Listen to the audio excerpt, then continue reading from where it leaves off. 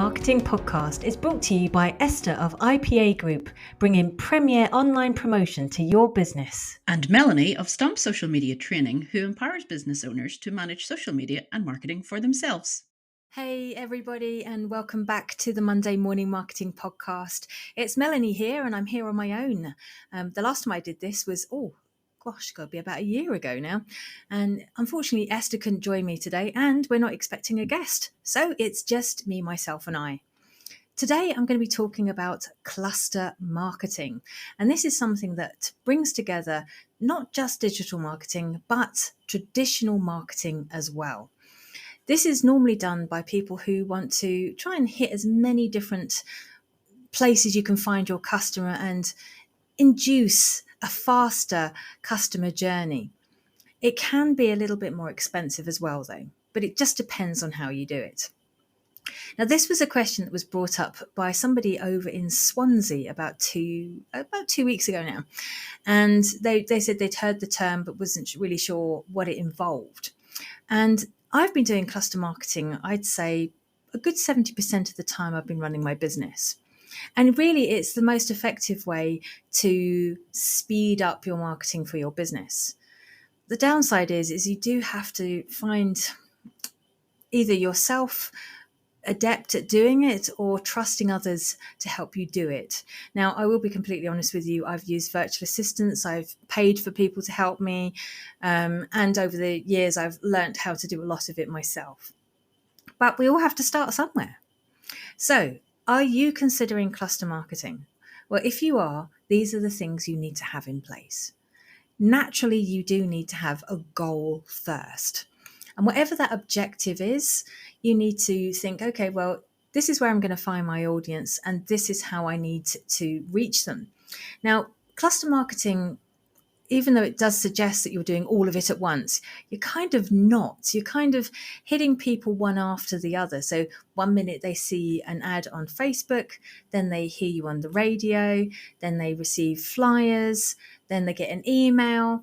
And so it's literally hitting people along the way, thinking, crikey, they're everywhere. So, and that's an awful lot of what the larger corporations and brands do. You'll find that they'll do a huge campaign in papers, then they'll do ads on the telly, and then you'll start seeing, you go to the cinema and there'll be an ad in the cinema showing their brand as well. So it literally is everywhere, just depending on who their audience is. Now, the things I've been suggesting here can be quite expensive, I won't lie. One of the biggest cluster campaigns that I ever did was I was on the radio. That was fun for a month. And then I did, obviously, emails, social media, paid for social media, and newsletters. And that wasn't just my newsletter, but that was also newsletters that I was a member of. I also, there's networks and tribes that I'm a part of who I also hit through my campaign that month as well. And I have to say, it was really successful, but it's very expensive to maintain. But I was doing it for something special, so it was absolutely and totally worth it. So my suggestion to you here is why do you need to do a cluster campaign? Why do you need to do cluster marketing? Is it a relaunch? Is it, are you adding new products or services? Is it because you built up a new collaboration or partnership? There could be so many different reasons why you want to do a cluster campaign. But you do need to have all these things in place in the first place. You need to know who you're going to be using for each part of your campaign. You've really got to have a very good idea of how much you want to spend, because the last thing you want to do is run out of money halfway through. And you have to have really effective ways to measure these campaigns as well. And over the years, we've suggested numerous platforms, but do you know what? Natively, you can also get this information as long as you know where to look. Now, it is going to be a little bit harder when you're using other platforms like maybe the radio. But if you use something like, I suppose like HubSpot would be a good one. That's one of the ones I use, a paid for platform. It's a database, and it tracks what comes through my socials and goes through my website as well. So you can set up API keys that will help you understand how they've come through to your website or to your socials. There will be a fair bit of expertise that needs to be worked in here, but you can get people who can help you build these campaigns. And myself and Esther, we've got experience in this as well. So if there's something that you've got coming up in the next couple of months or maybe in the next year and you want to set aside some budget for it, you've got to work out how much time you have to spend doing this, because obviously the last thing you want to do is not monitor and track what's working. But then you've got to be able to deliver something that's going to be useful to your audience once you've got them there. It's all about customer experience, or CX, as it's also abbreviated to.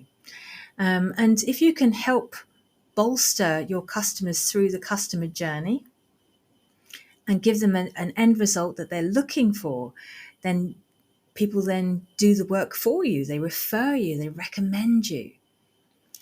So how about you think, what is going to be compelling to let your audience know about?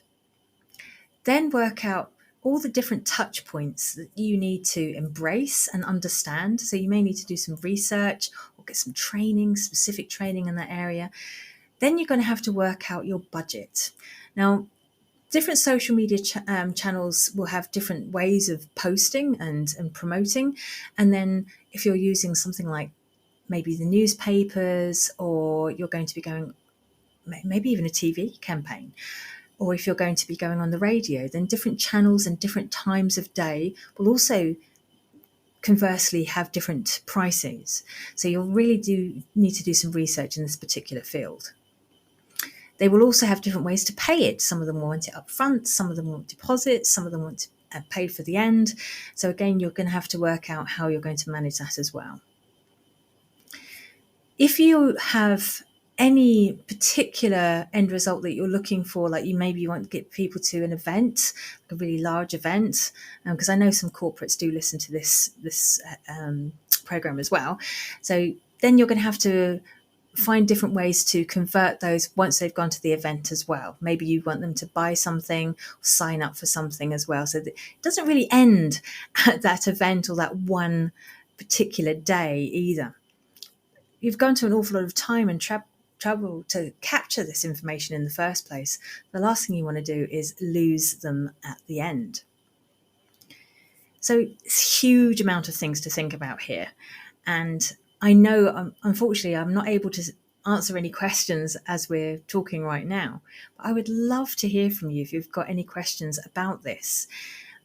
I can definitely put you in contact with people who are in your locale. If you're listening to me and I'm overseas from you, there's bound to be somebody nearby who can do something similar for you. But if you are around Ireland or the UK, then I'm absolutely available to help, as is Esther. And we would love to be able to, really improve your traction and your awareness. And there's so many different ways to do it. We just need to find the right ones for you. It can be very personal. Well, this is weird talking to myself. It really is. I hope you found this information useful.